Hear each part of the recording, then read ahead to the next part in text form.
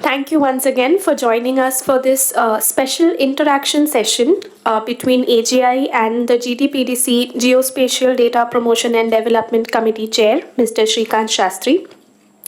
I would like to invite Mr. Sastri and AGI President, Mr. Nikhil Kumar, to take their seats on the dais before we begin the interactions today.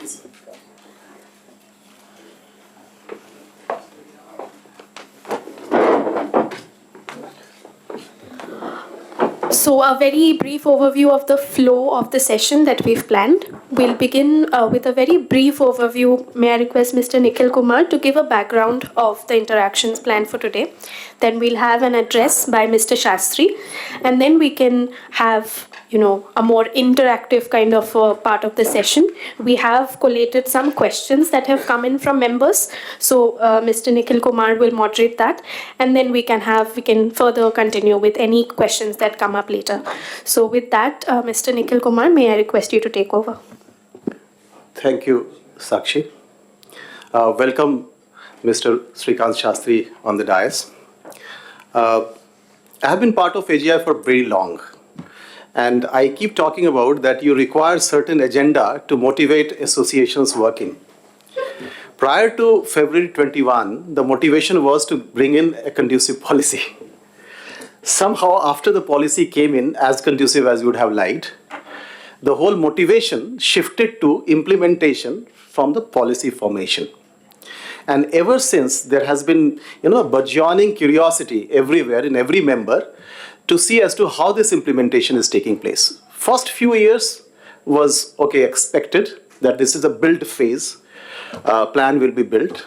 But now, every day as we pass, people want to have, information as to how we are going about it. Very appropriately, the NGP talked about formation of GDPDC, which can actually oversee the entire promotional and development aspect of this implementation. This is only appropriate to have Mr. Srikant Sastri with us talk about and give us some idea as to where we are in that initiative. So I will not talk much about it. I will, let him guide us as to where we are in terms of the implementation. Sir. Here or there? I'll sit here then. First of all, thank you very much. Some of you I met for the first time in January at the Geospatial World Summit in Goa, and I distinctly remember meeting Sriramam, Rajesh, for example. Nikhil wasn't there at that point of time, but that's when I got to meet some of you. And so literally I've been exposed to this industry only for about 10 months now, but I can say that in these 10 months I've met many people in the industry. Vipul kept chasing me in Bombay and finally came to meet me in Kalyan, for example. So I built several relationships, and I want to thank all of you for the warmth. I want to start by giving you 3 of my big observations ever since I've got exposed to this industry. When the committee was announced in late December 2023, a lot of people, Agendra is an old friend, he asked me, many other people asked me, "Aapko kaise bana diya chairman, aap to is industry ke ho nahi karke?" And my answer was very simple. मैंने भी अपने आप से ये पूछा, मुझे क्यों बनाया करके? And well, so I went and asked people in the government, why did you pick me? I'm not from the industry at all. So they said, we looked at 3-4 things. One, this is a whole ecosystem to be built. And we think you've done work in building out ecosystem in other areas of technology, working with startups, working with government, working with private sector, etc. Second, they said that you come from a background where you've been exposed to data-driven industries. That's the second reason. And third, हमने देखा है कि आप government के साथ भी काम कर सकते हो करके. So combination of reasons. So but not surprisingly, many of you, when I met you for the first time, asked me the same question. So that was the first, my memory of the last 10 months in terms of my interaction with all of you in the industry.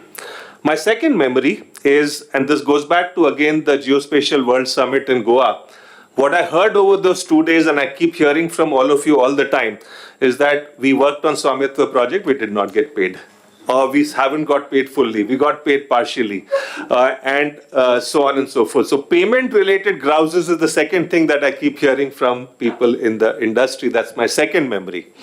The third one is that government business may, now that it's liberalized, why is SOI still in the picture? Why are they competing with us? We should be bidding directly. They should not be in the picture. That's the third thing that I hear. So those are my three memories in terms of interacting with people in the industry. And these are natural questions, all of them, right? But my answer is very simple. We're not getting paid right now is an area that I really can't do much about. I think those are commercial calls that each one of you needs to take. कौन से project के लिए bid करना है, किसके लिए नहीं करना है. Someone outside was telling me right now that for drone as a service, there is competition happening at rock bottom prices, for example. So it's an individual commercial call that each of your companies needs to make. And then you obviously have to factor in the fact that money will take its own time in coming, particularly from the government business. So those are three things my memories from the last 10 months of interactions with many of you. But I want to start by talking about the fact that because I come from outside the industry, I have a certain advantage of coming with a fresh perspective. Some of you have been in this industry for 30 years, 20 years, 15 years, and therefore you've gone through all the pain in this industry. You have waited for the policy to get announced. Now there is a certain expectation. But because I come from the outside, hopefully I bring a fresh perspective. And a few things strike me immediately. One is that this is still a small industry compared to software, compared to BPO, compared to KPO, and collectively we have to do something to grow this industry rapidly now. So it's a small size industry, and therefore the voice will be heard only when this industry becomes much bigger. Another factor, I can probably count, 4 listed companies in this space: Scient, Genesis, MapMyIndia, IdeaForge, including IdeaForge also as part of this industry. And that is also an outcome of the fact that it is still a small industry. Obviously, things have become simpler now with the SME exchange for many more companies to get listed, and that's a good way to raise money. Some of you also asked me, look, VCs are not funding us. Earlier, VCs are not funding you because it was a regulated industry. But now with deregulation, some of the smaller startups in this industry have asked me, VCs are still not funding us. I think part of the answer lies in the fact that VCs don't understand this industry. VCs continue to believe that bulk of the business still comes from the government. And VCs are uncomfortable funding businesses where there's a huge dependence on the government, actually. But on the other hand, SME exchange is a good place to raise money. That is certainly one idea I recommend to a lot of people. And that's the second from an outside when I come in, the fact that it's a small industry, we need to put a collective might together to grow it. Raising money is a challenge, and all of you, many of you are in the services business. And in the services business, naturally, there's a working capital cycle. You're investing upfront, there's a collection cycle, and you need working capital support. Banks may or may not give you money, but SME exchange is a good place to raise money to invest for the future also. The third one is, because it was a tightly controlled industry, not surprisingly for many of you, 80 to 90% of the business comes from the government sector. And very clearly that has to be diversified now. And I'll talk about what we are trying to do in terms of ensuring that there is growth in the industry outside of the government sector. But so much dependence on government sector, in one way it's good that the government is a big spender, but on the other hand, government as a customer is not the greatest customer in terms of pricing, in terms of payment cycles, etc., and therefore over-dependence is also not very good. So keeping in mind what I have observed coming in from the outside, there are 3 thoughts that I want to leave with you in terms of how we can solve some of these problems. One is, how can we together build business beyond the government? How can we do demand creation from the private sector? What can we do more outside India, for example? After all, the IT services in India, businesses in India, the BPO business in India grow on the back of offshore business, international clients. Some of you are already doing work outside India. Can more of that be done? So demand creation is one topic I want to spend slightly greater time today talking about. The second one is, I've seen companies like Trimble and Esri. Trimble has 1,300 people who are doing R&D work, engineering work out of India for their overseas customers. That is in-house for them. And Esri does the same from what I know. And can, just like IT services industry grew as a result of offshore business, I just think that there's an opportunity that hasn't been tapped sufficiently.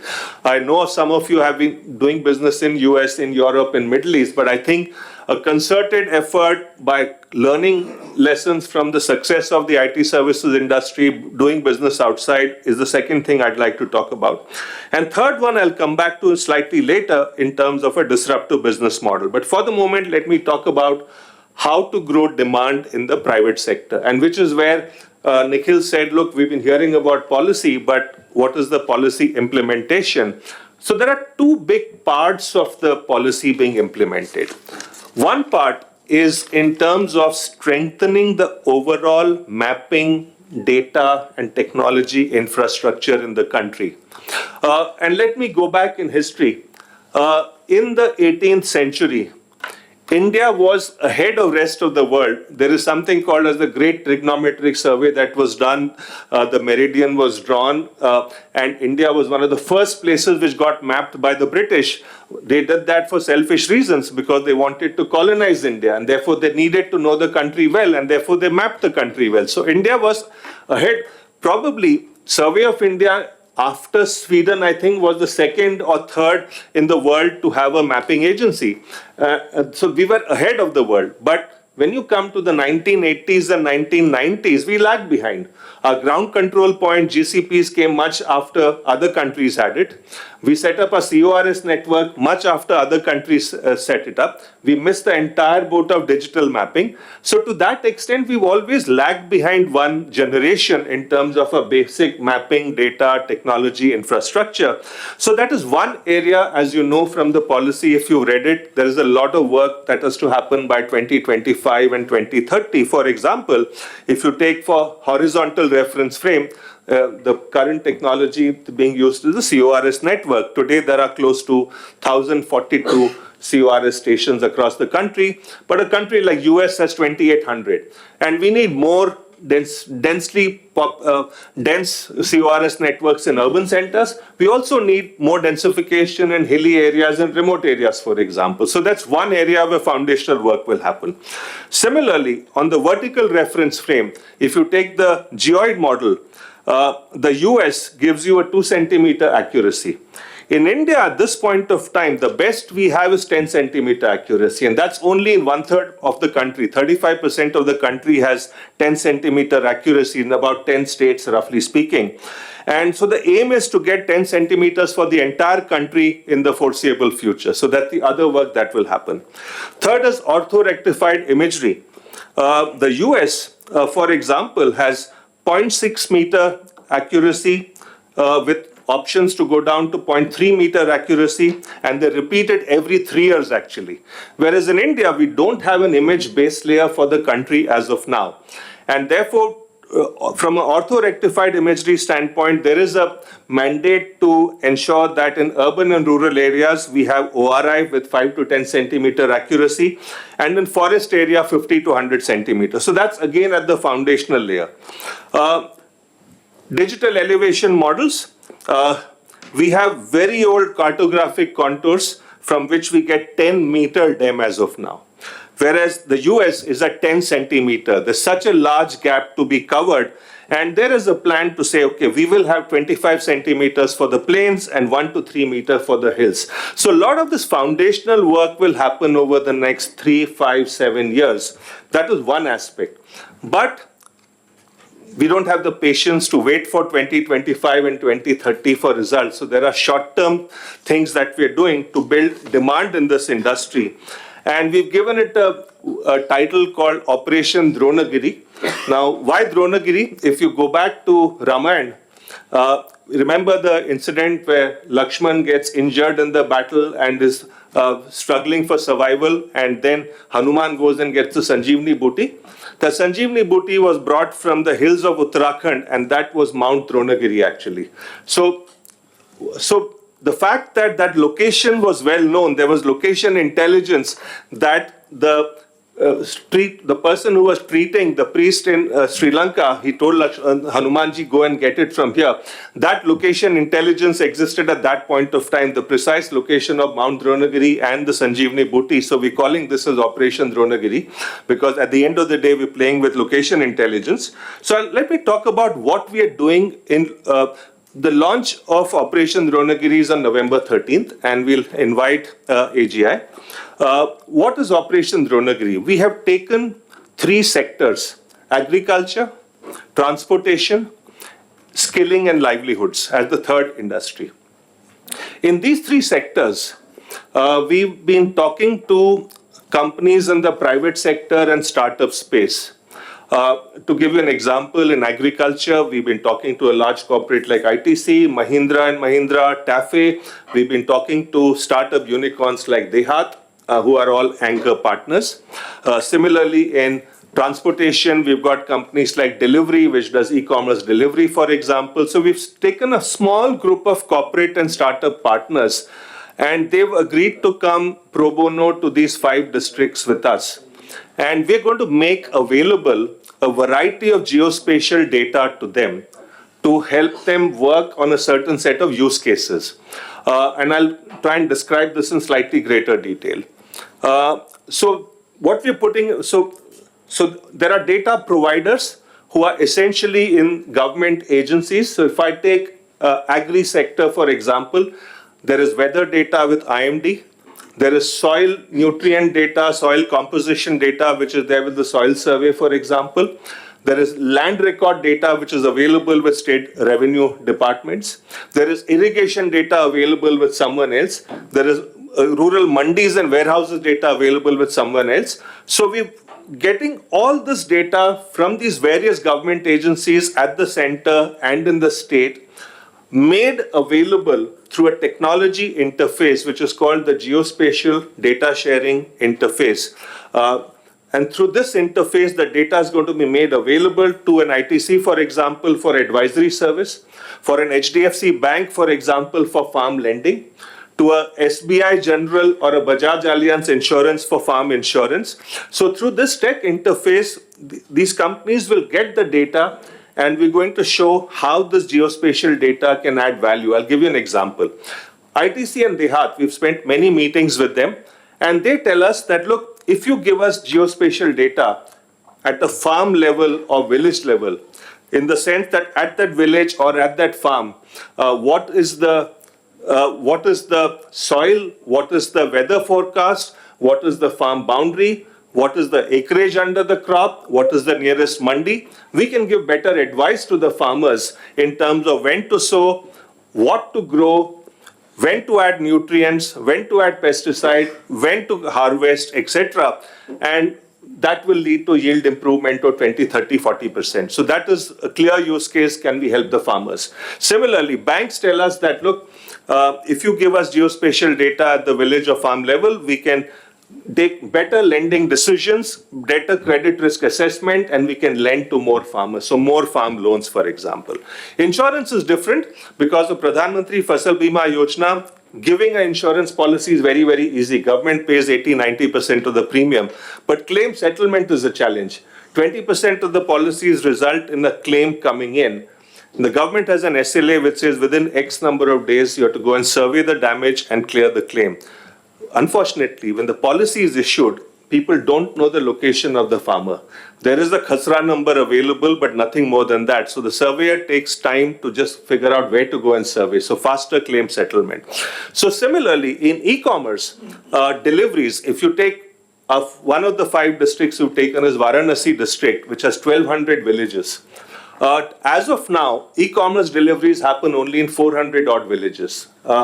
The rest of the villages, either there is no demand or orders coming in for e-commerce, but more important is the problem on supply. Addresses are incomplete, inaccurate. So someone wants to deliver, it takes multiple visits, and even then you're not able to deliver. So it's not cost effective to do e-commerce delivery. So simply by improving the quality of rural maps, roads, addresses, etc., you can actually ensure e-commerce delivery and create more delivery jobs in the rural areas, for example. So we have similar use cases in skilling and livelihoods also. So if you see what we're trying to do here, we're trying to involve the private sector, ITC, Dehat, Mahindra and Mahindra, TAFE, etc. on the agri side, for example. And we have an interesting, one of the approaches we've taken at GDPDC is that within the government, there are multiple agencies building their own portals and platforms. You would all have heard of the Agri Stack and Krishi DSS that the Agri Ministry has announced. So we're trying to partner with them to take data from them. Similarly, the RBI has set up something called as an RBI Innovation Hub in Bangalore. They've set up a unified lending interface, ULI, through which they want to digitize farm lending and SME lending. So there are 14 banks and NBFCs who are already on the RBI's lending platform. So we are giving an API from our interface to RBI so that certainly 14 banks can do farm lending in a more intelligent way, for example. So if you see what we're trying to do through all these efforts is to get private sector and startups to appreciate the benefits of using geospatial data. If they see that their business is growing, then they'll become large consumers of geospatial data. And for all of you in this room who are service providers, solution providers, etc., that opens up a big market opportunity because none of these private sector players, except for a few exceptions, have in-house capabilities.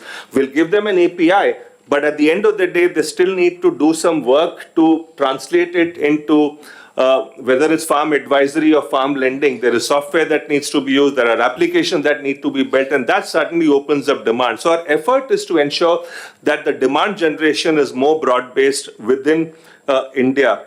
And so that's the Operation Dronagiri. Will start on November 14th. The districts are Sonipat in Haryana, Varanasi in UP, Kamrup in Assam, Vijayanagaram in Andhra, and Vashim in Maharashtra. We consciously starting small in 5 districts because this is still a pilot. We don't know how the whole workflow will work. At the end of the day, we're going to take data from many government agencies. The data may not be currently talking to each other. There's standardization that needs to be done. The tech platform has to work well. The corporates and startups have to see how to use the data. So we don't want to do too much right now. So November to March, we will just work 5 districts and 3 sectors.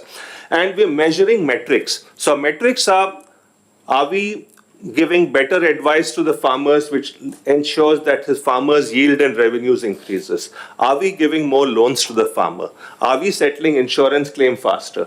Are we creating more jobs in rural areas?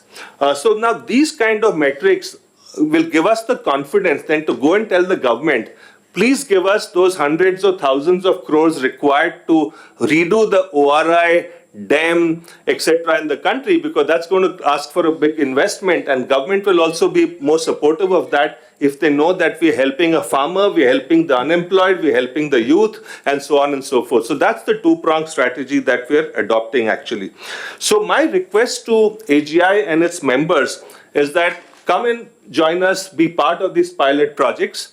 Don't look for short-term revenues from these pilot projects. This is your chance to show value, build use cases, build relationships with the private sector, and then that certainly opens up opportunities. You'll get more clients from the private sector, and then it builds visibility for you.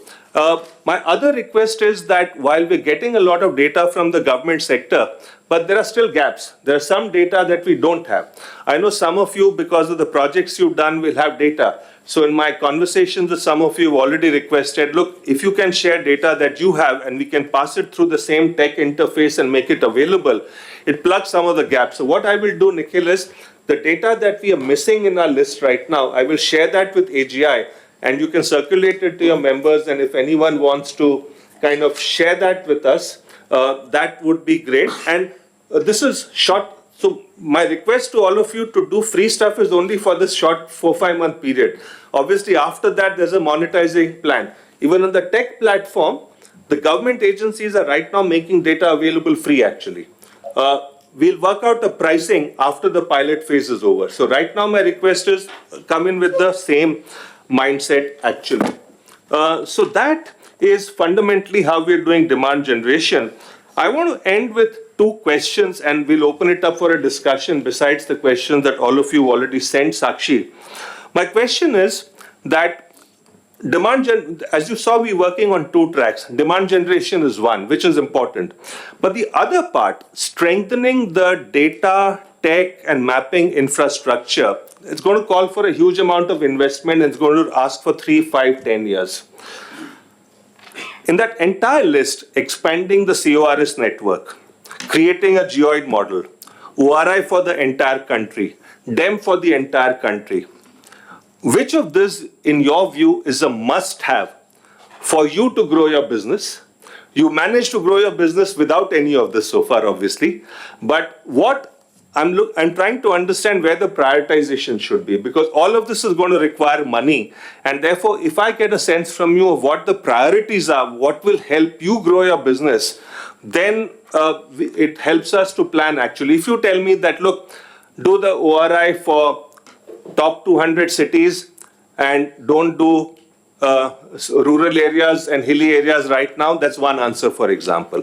If you come and tell me that, look, we don't care for ORI, we're managing somehow, that's a completely different answer. So I'd like to understand on these big investments, what's the prioritization should be. That is one area where I'd like to welcome your views. The second one, and I want to come back now to the business model part. All of us would have heard the story about 15 years ago, and you were with IBM, before your current role, I remember you telling me. So if you go back to the telecom industry in India, when the first set of licenses were issued, every hardware player was trying to sell equipment to the telecom companies.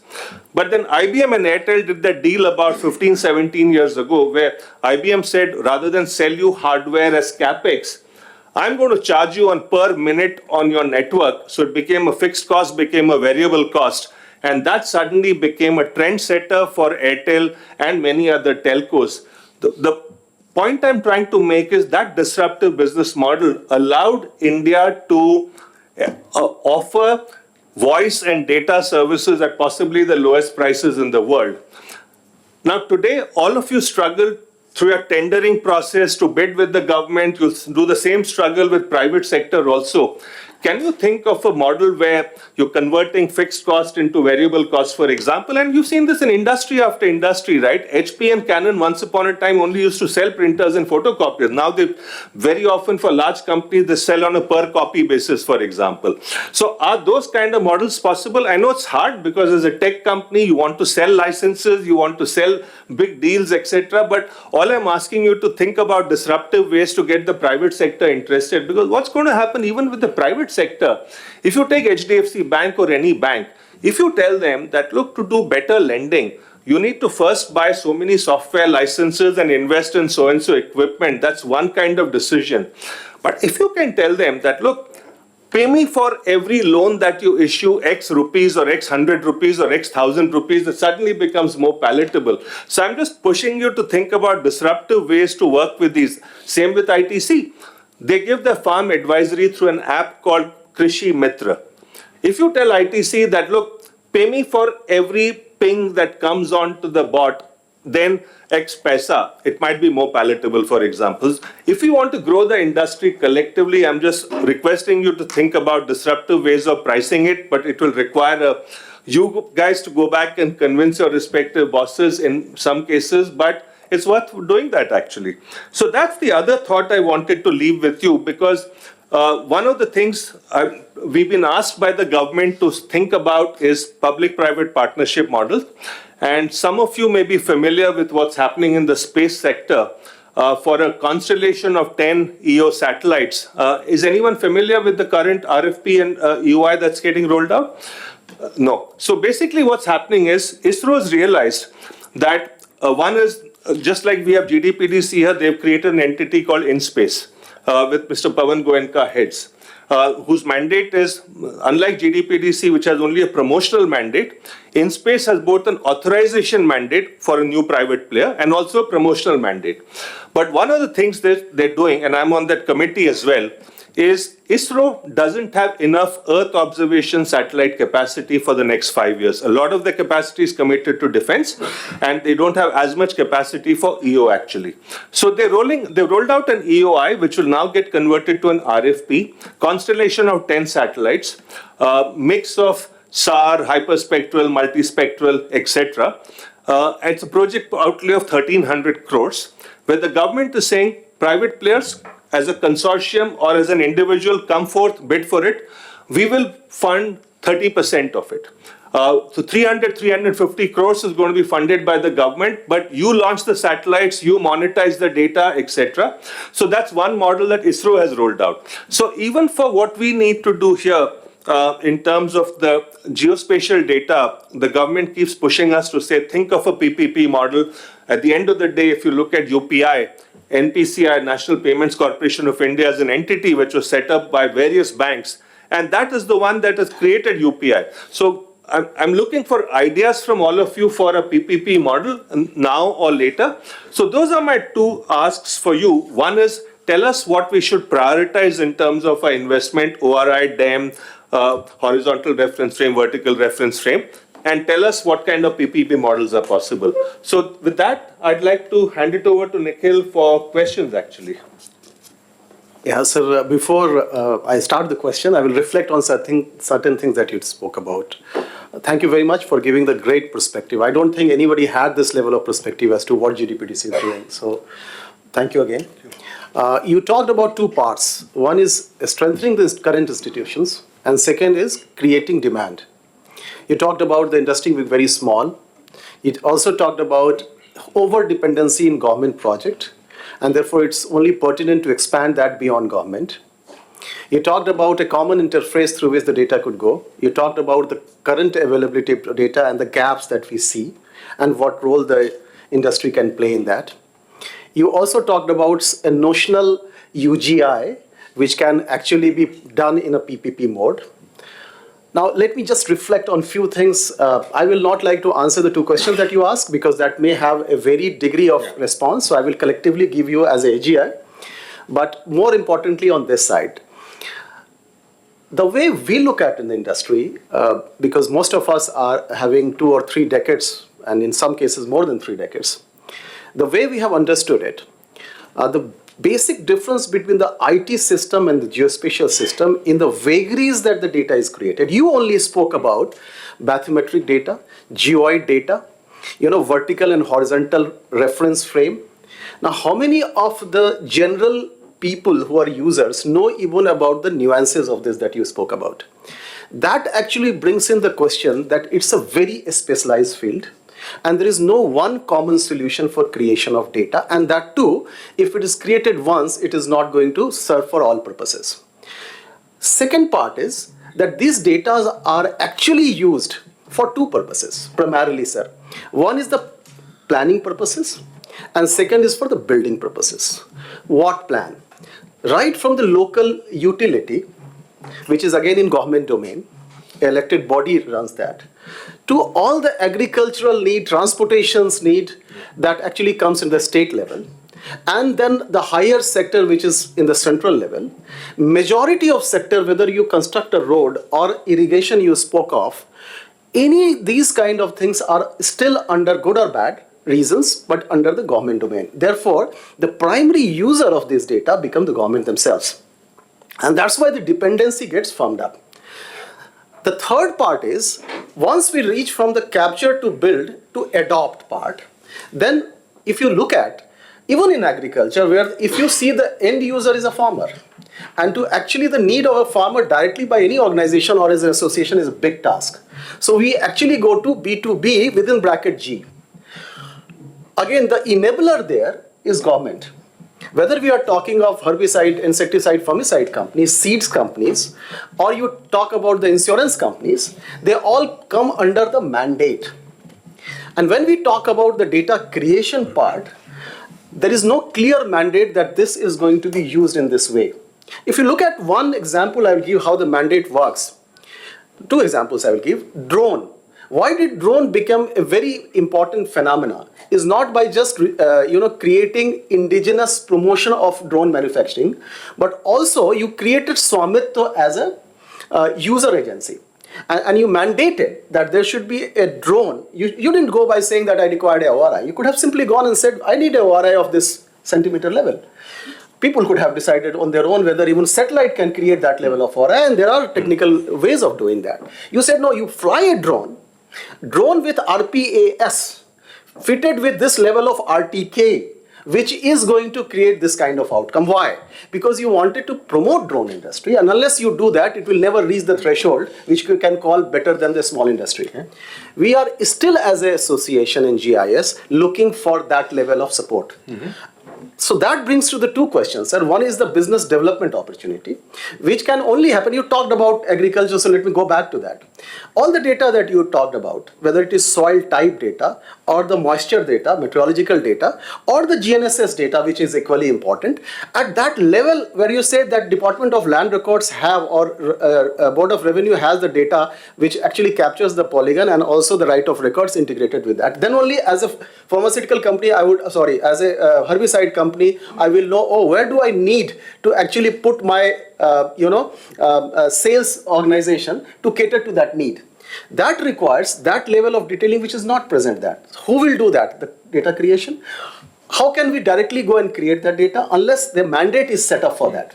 Secondly, for property taxation, if you were to capture the utility, entire urban space, local urban space, unless there is a mandate that the property tax will be only captured with the data available of this level, irrespective whether a ULB is going to create on its own, you will find the many of our member company has a data which can create property tax assessment, but it is not given heed to, and people go and create the data again. Yeah. And that is where the mandate plays a very, very important role. So the point that I was making is we still require a push from the government for actually pushing us to that threshold level where people can invest and go about creating their own businesses. This is the limited point I was making. And then two things that you said. One is about the Dronagiri. On this one, yes. I buy your point. Yeah. Can we get, as a high level, concept level, I understand. Just as you took the example of Swamitva and drones with certain specs being mandated, you know everything else that's happening in the country. For example, last budget, land digitization, urban, rural, everything is planned. So can you look at everything that's, your collective network will tell you the kind of projects that are priority for the government. Can you give us specific notes which say that, look, to promote this industry, just as for Swamitva, there were drone specs laid out, can you do ABCD in the projects that are coming up, which will give a boost to the domestic geospatial industry? Then it's possible to take it. Otherwise, we'll remain at a concept level and not move beyond. If you can give us some specific proposals, then we can take it forward, actually. Fantastic, sir. We will do that. Yeah. Absolutely. So coming back to the question, one, you have already answered. But I will just, there is a small portion of that that is still we require your insight on. So the NGP vision, and you already spoke about 5 to 10 centimeter topography in the urban areas, 50 centimeter and above in the westland and forestry, dam 25 centimeter, all that.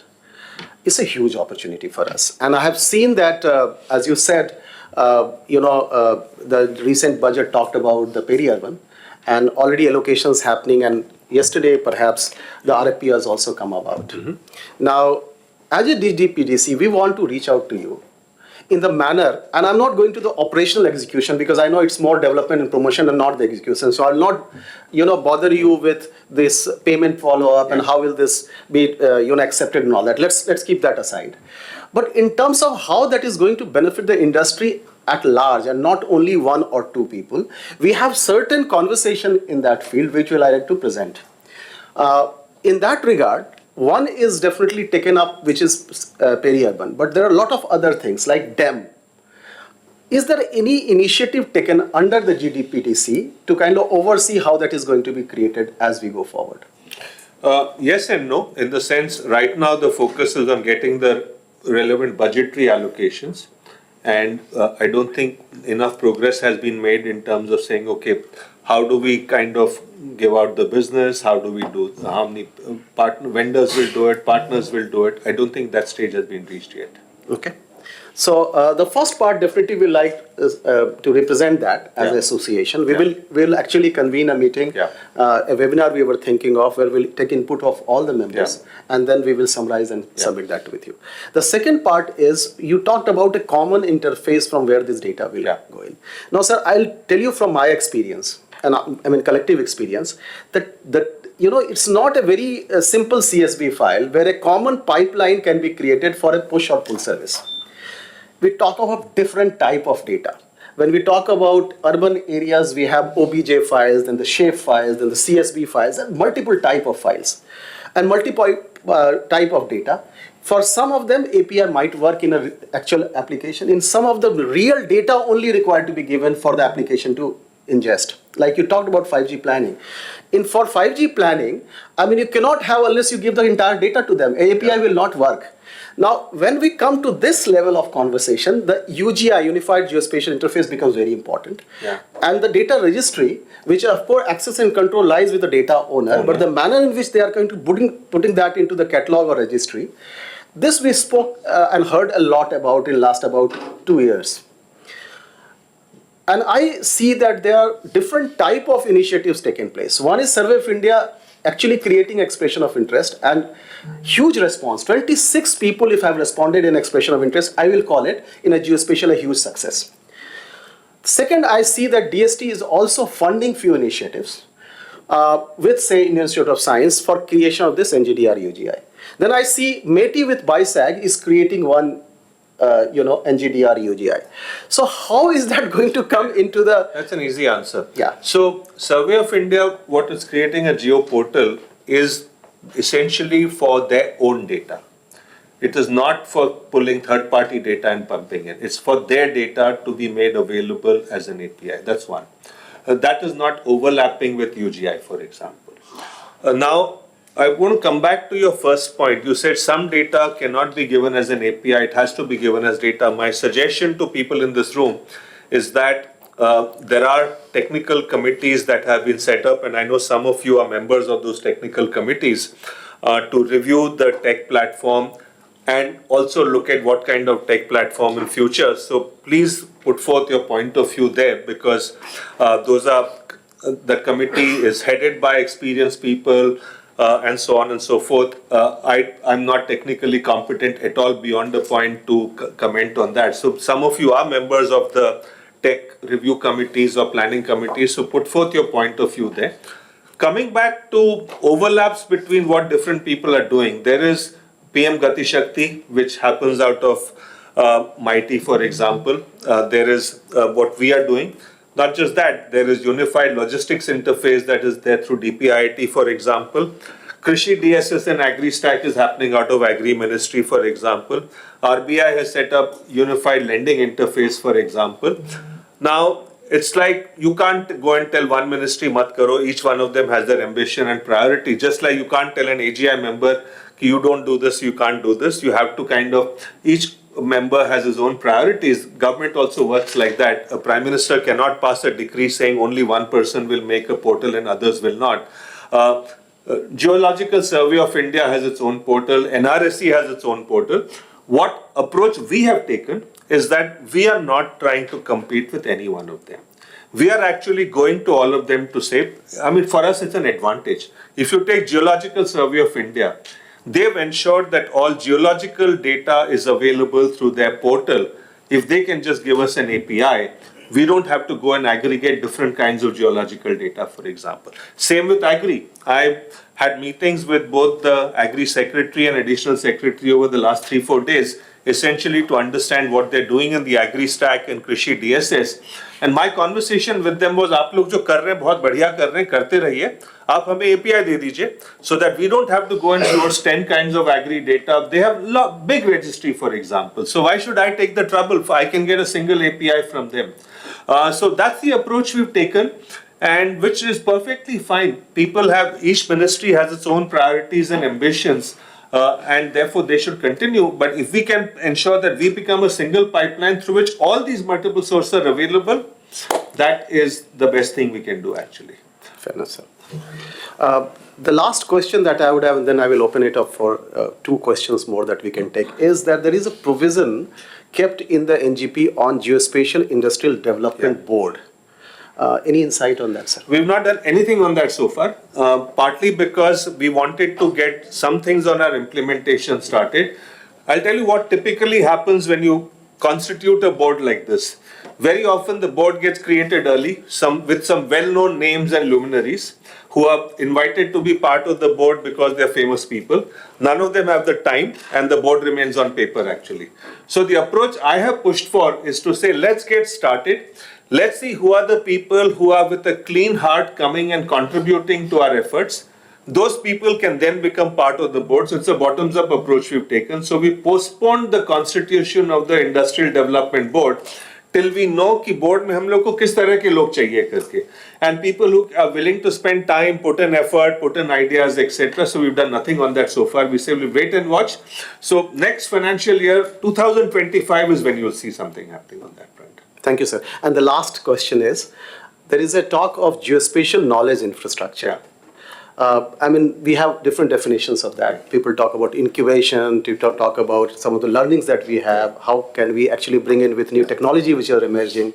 Any demystification, sir? Yeah. So I spoke to people. The policy, as you know, got written over several years. Many people contributed, and different people have different perceptions of geospatial knowledge infrastructure. But the one I'm focused on, and you know, Sanjay Kumar and co published this biannual report on ranking of countries on geospatial knowledge infrastructure. The 2022 report, India was ranked number 27 in that. And they use multiple parameters to compute your GKI score actually. So therefore, it's an aggregation, it's not one item.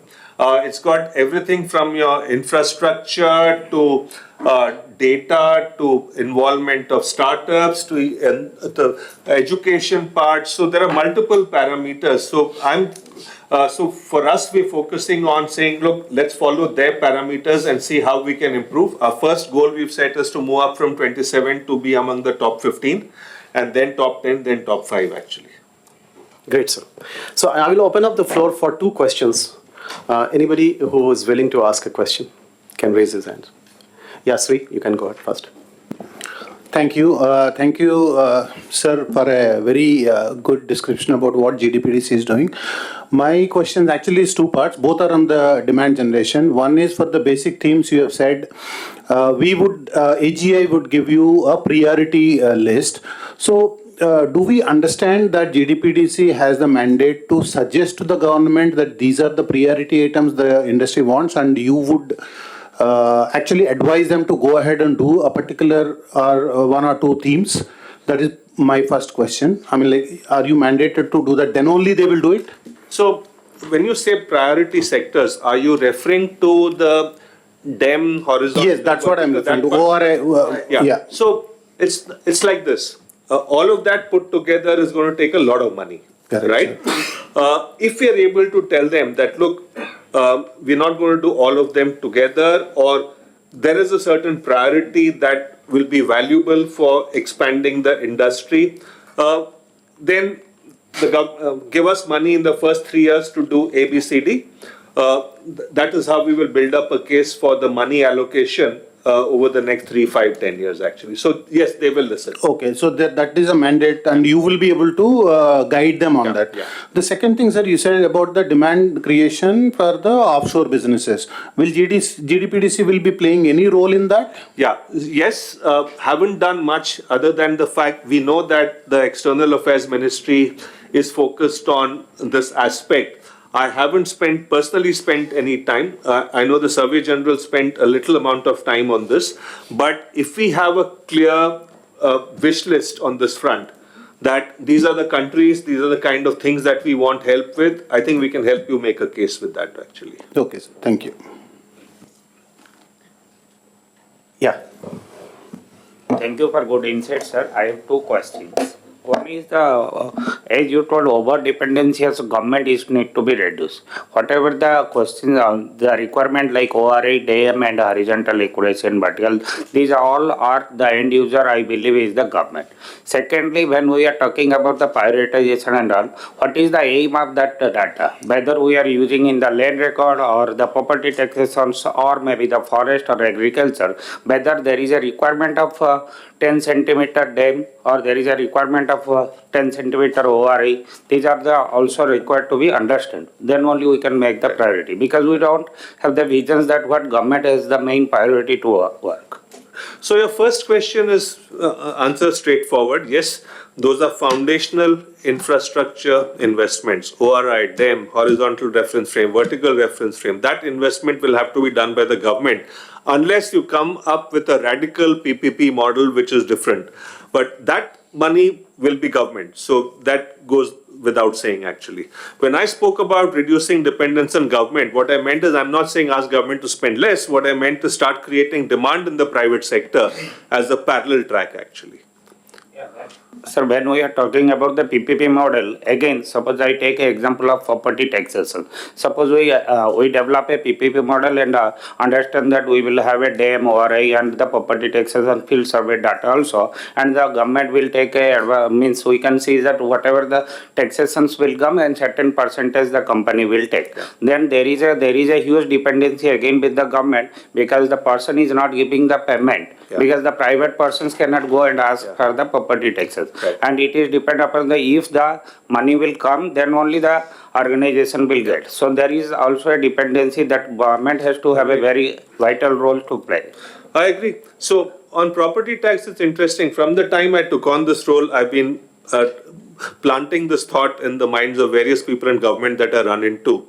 And what I now see, if you look at this recent budget, where they've spoken about digitization of peri-urban, urban, rural, all these land records.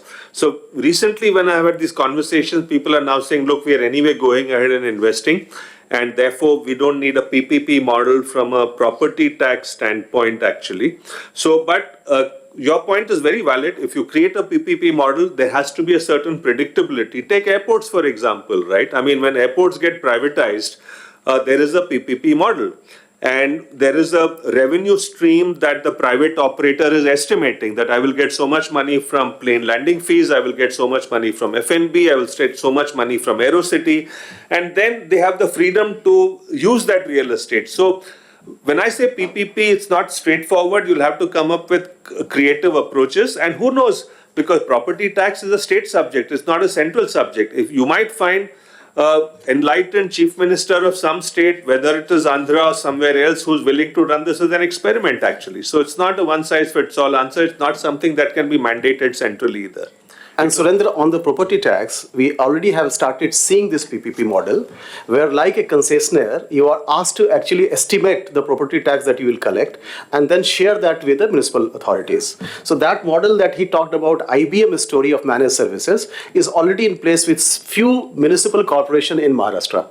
So that trend has already started. Has it worked? Have they implemented the PPP? They have in few places. It is implemented in Kalyan and Thane municipality. Yeah, I've had long conversations. One of the things I heard is that it's facing a lot of hostility because remember, people don't want to pay, right? And suddenly you have if a government person comes or a municipal corporation person comes, at least there's a certain credibility attached to that person. And if a private operator comes and saying, "Paisa de do, this is your boundary," it leads to fights, etc. So it's not as easy actually. So there are two experiences wherein people were already paying and we are only conflating to those areas. There is not much problem. Right. But say place like Imphal, they have never paid or Jammu, correct, and you simply ask them to pay again. There is a lot of hostility. Yeah. If you're only outsourcing the collection part, that's different. Yes. So a lot of banks are already proposing to do that. Go ahead. This is the last one that we'll get. Good afternoon, sir. Thank you for enlightening us with your words. I'm Shankar from Akashe. You spoke about a very elaborate way of how your strategy to make the government, like you said, invest hundreds and thousands of crores into the industry, and you said VC funding probably won't work out. But can you shed a little light on how you think we can make VC industry look at geospatial industry and make it a little attractive to them so that they can also invest in? Sorry, I have VC industry. Yes. Yeah, I think the VCs, first of all, need to become aware. See, unlike space, which is a very glamorous industry, geospatial is not a glamorous industry. So space, already a lot of VCs are investing because it's glamorous. Elon Musk is doing it and therefore automatically pitches it certain place actually. So someone has to take on the role of evangelizing it. And my suggestion is that the first place to start is AGI has a role to play. Start with investment bankers actually. Investment bankers are the ones who work with startups, work with VCs, they are intermediaries.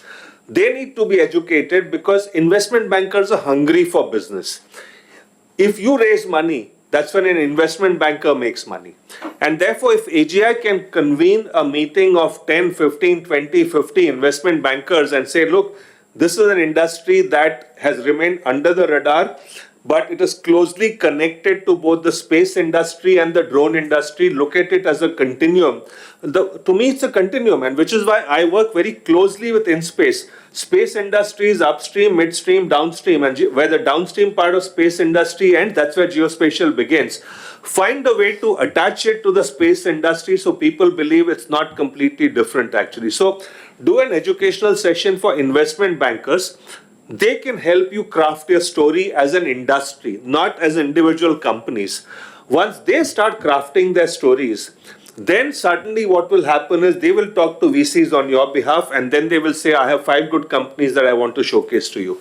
Second is, find a way as AGI to be actively part of all the startup conferences that are happening. All the startup conferences have sections on which are the hot sectors, which are the hot industries. Find a way to plant yourself into those sessions actually. The moment there's a certain amount of buzz that gets created, that will happen actually.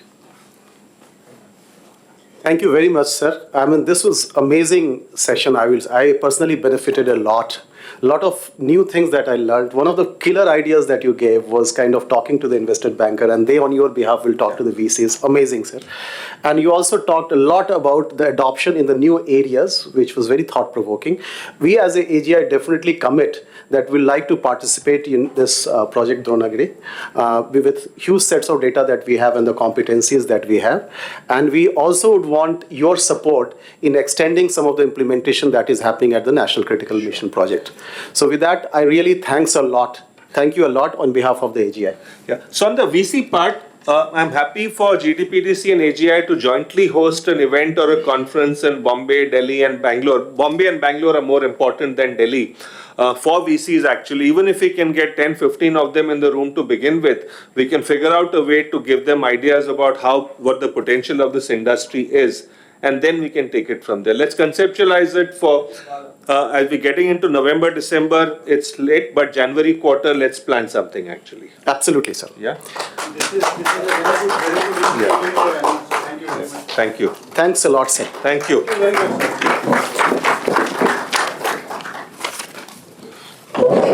Thank you very much. Thank you. Thanks for coming, sir. Thanks. Yeah.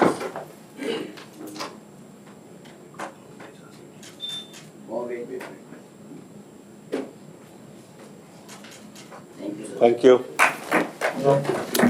Thank you, sir. With that, we conclude, and please, I request you to join for lunch. Everybody, let's proceed to lunch, and then we'll reconvene for the next session.